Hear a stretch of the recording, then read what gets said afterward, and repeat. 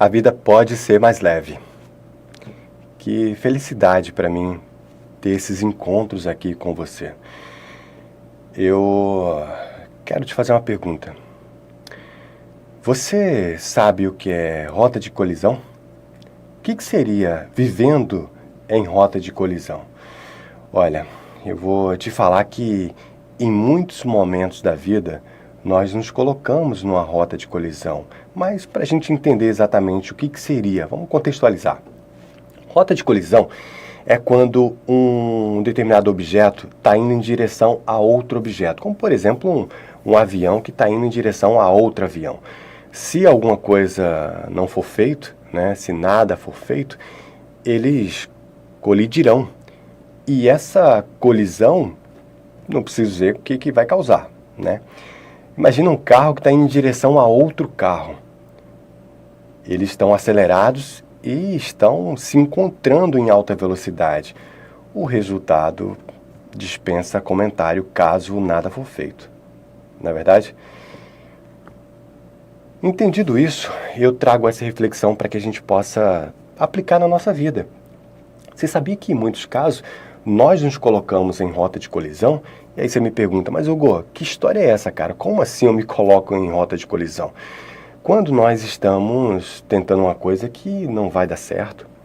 Você sabe que às vezes nós cultivamos determinados vícios que nós nos colocamos de cada vez mais acelerada. Por exemplo, a pessoa que tem algum vício de bebida e percebe que cada vez mais está bebendo mais e mais, não pede ajuda, acha que aquilo é normal, aquilo é uma rota de colisão.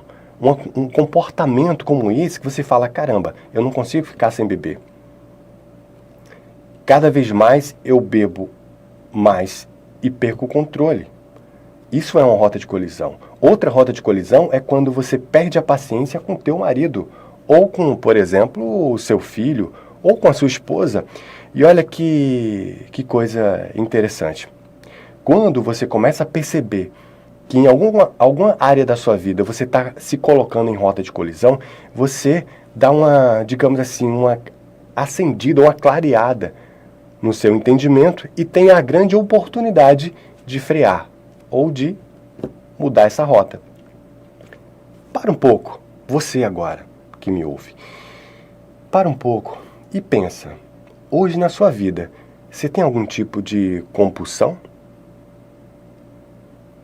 Talvez você esteja vivendo algum tipo de relação, de relacionamento com o seu pai, com a sua mãe, e aí já perdeu toda a paciência, e quando perde a paciência, se nada for feito, que isso, como te falei, é uma rota de colisão, pode ser que perca, além da paciência, o respeito. Porque a falta da paciência tira o filtro. E aí esse filtro funciona como se fosse um freio, que retém o respeito. Isso acontece nas relações entre pais e filhos, filhos e pais. Isso acontece na relação entre casais, o marido, a esposa, que às vezes perde a paciência. E olha que coisa interessante. Eu acompanho situações em que os casais se amam, se admiram, mas sabemos claramente que a vida por si só gera desgaste. Se você for conviver com quem quer que seja, sabemos que em algum momento vai haver algum desgaste. E esse desgaste, se nada for feito, se não for oxigenado essa relação, vai se, me permita o termo, avolumando, vai se agrupando, vai se somando ou se somatizando, vamos dizer assim. E aí o que acontece? Se nada for feito, você deixa de ver a beleza, a capacidade, os pontos positivos daquela pessoa e passa só a ver a parte negativa. Funciona como se fosse uma inflamação. Imagina que eu chego no seu ombro e dou um leve aperto de camaradagem. Tá tranquilo, e dependendo do nosso grau de amizade, talvez seja até agradável receber um afago de um amigo. Mas se o seu ombro estiver inchado, aquilo que seria um afago pode ser uma provocação, pode ser uma dor. Isso acontece nas relações. Então, para um pouco. Depois de você assistir esse vídeo, claro, deixe seu comentário e compartilhe com as pessoas que você ama. Alguém pode estar precisando trazer essa reflexão para a vida. Nosso Mestre Jesus, o grande Messias, nos dizia que a verdade nos liberta. Vamos aplicar isso na nossa vida. Mas depois que você acabar esse vídeo, depois de deixar seu comentário e compartilhar, faça uma pontuação. Você hoje está vivendo alguma rota de colisão? Algum comportamento seu? Ou às vezes algum tipo de relação, de relacionamento que está muito inflamado e essa inflamação pode gerar algum desgaste muito maior do que deveria? Como disse agora há pouco, situações em que você admira a pessoa pelo excesso de desgaste do dia a dia, que por sinal é comum, e esse excesso ele não é limpo, não é tratado, não é colocado para fora da forma correta, ele vai se avolumando e daqui a pouco gera uma inflamação em que aquela pessoa que você gostava tanto, que tanto tem qualidade, você já não vê mais qualidades, você só vê os defeitos. E por que eu sei que aquela pessoa tem qualidade? Porque todos nós temos, assim como você e eu. Não é interessante? Vamos mudar a nossa percepção da vida, vamos dar uma olhada para saber aonde está as nossas possíveis rotas de colisão. Quantas brigas no nosso passado poderiam ter sido evitadas? Quantos desgastes? Quantos momentos infelizes? Porque a nossa vida real, nós sabemos que não temos momentos de felicidade da hora que acordamos, da hora que dormimos, todos os dias, toda hora. Pelo contrário, a felicidade ela não é linear, ela é pontual. Então, quanto mais brigas nós evitarmos, quanto mais momentos de felicidade nós buscarmos, promovendo a paz, a tranquilidade, nós seremos pontualmente mais felizes. E olha que coisa interessante. A paciência é a ciência da paz. E nós temos que cultivar. E de preferência que nós não precisemos validar a paciência, mas evitar justamente situações que têm que, digamos assim, consumir a nossa paciência. Vamos olhar para trás com muito amor, com muita leveza, com muita gratidão. Agradecendo a esse seu marido aí que você está tão estressada com ele, ou quem sabe essa esposa que tanto rouba a sua paz e lima o seu brilho nos olhos. Pelo contrário, por que não resgatar aquele brilho nos olhos que um dia essa pessoa te trouxe? Eu tenho certeza que essa pessoa tem muitos pontos positivos, como você e eu temos. Dissemos isso agora há pouco. Você sabe que tem uma frase que eu sempre trago aqui para você, e certamente ainda vou trazer muitas outras vezes, que diz que quando você muda, o mundo muda com você. Quando nós mudamos a nossa psique, a nossa forma de ver a vida, a nossa percepção da realidade, o mundo se transforma. Esse é o nosso papel. Às vezes nós queremos muitas mudanças externas, mas elas não transformam as nossas mudanças internas. E é de dentro para fora que nós crescemos. É de dentro para fora que nós nos transformamos. Vamos entender isso verdadeiramente? Como nasce um ser? Através de uma fecundação e vai crescendo de dentro para fora. É assim, por exemplo, num ovo, daqui a pouco, que não era nada, nasce um pássaro. É assim, por exemplo, numa semente. Se você olha, por exemplo, uma semente de laranja, você esmagando a semente, você não vai ver muita coisa, vai ver uma massinha.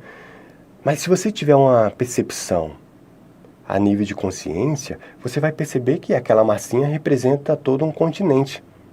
Mas, Hugo, como assim aquela massinha representa todo um continente?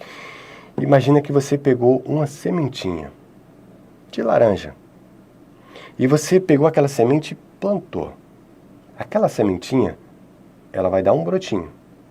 Aquela plantinha, ela vai crescer. E daqui a alguns poucos anos, ela vai dar muitas laranjas.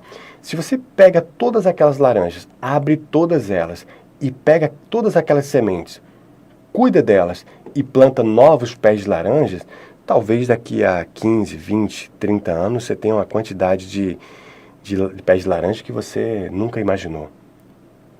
E se isso for, digamos assim, reverberado, daqui a 50, 100 anos você pode plantar todo um continente e partiu de uma semente. Que você, que eu, sejamos essa semente de transformação. Essa semente que pode e deve ser plantada na nossa vida, no nosso dia a dia. Nós temos o dever de semear a paz, o amor, a fé, a esperança.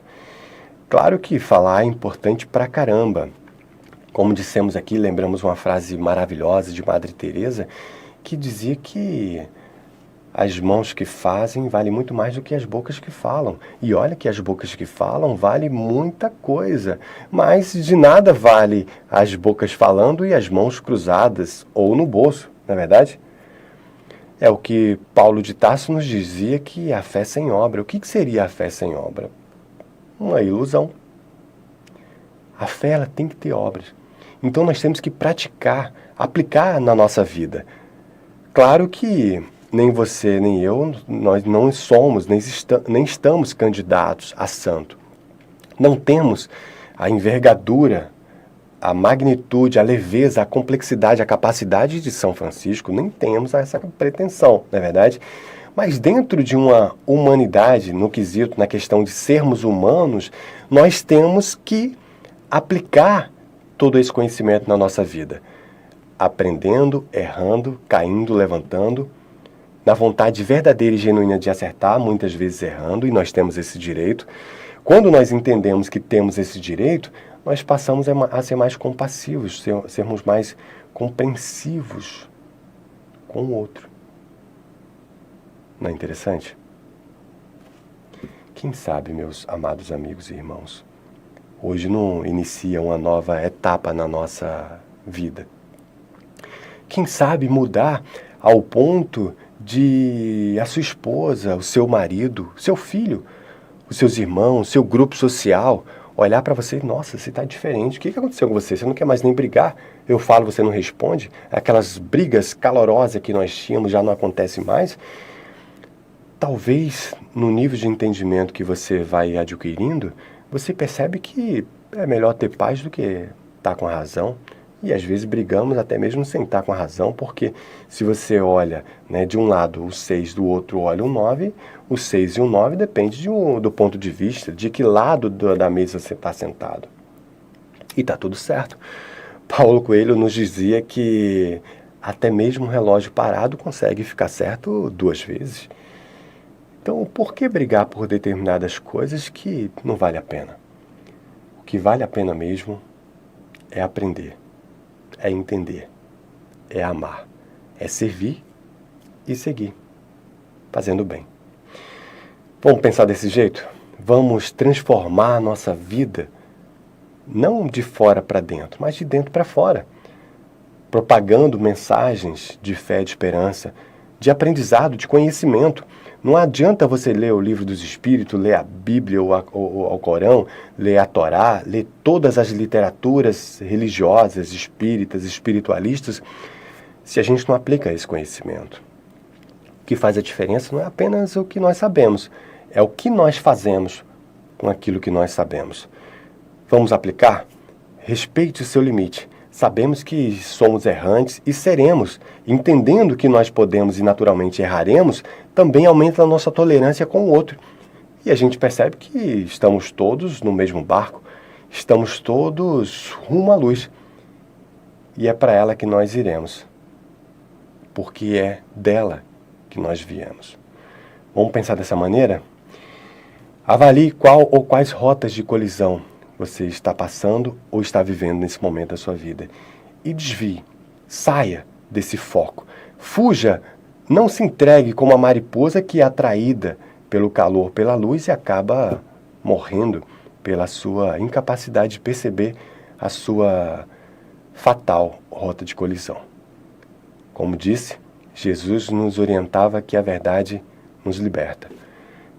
Desejo que você seja liberto. Desejo que nós sejamos libertos da ignorância, da inércia, da procrastinação. Como disse André Luiz, há um mundo a ser transformado. O nosso papel é deixá-lo melhor do que nós encontramos. E por falar nisso, eu te desejo paz e bem, paz e luz, paz, muita paz. Eu sou Hugo Richard e a gente vai se encontrar aqui muito em breve. Um grande abraço e até logo. Tchau.